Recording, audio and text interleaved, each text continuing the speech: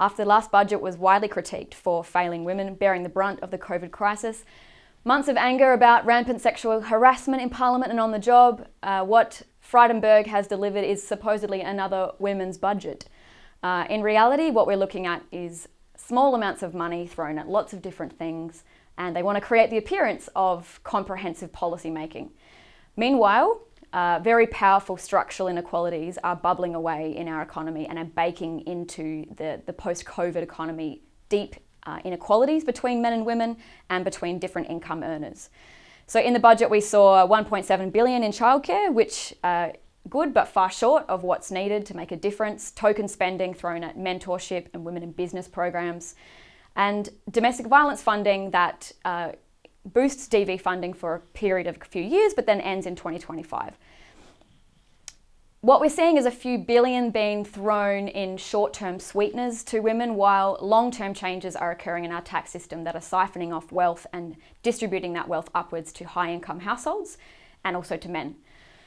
So for instance, the stage 3 tax cuts will be going forward, and what happens in those tax cuts is that double the benefits will flow to men every year than to women.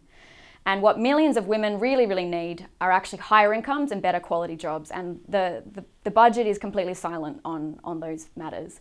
So 65% of women are working in the lowest or low to middle income services industries. They make up most of the casual and part-time jobs in the economy. And hundreds of thousands of women are dependent on now below poverty or inadequate income support payments to get by. And there is nothing in the budget for them at all. To turn this around for women in Australia, the government is lucky that there are many thousands of them voicing their concerns and telling them exactly what needs to be done. They just need to listen.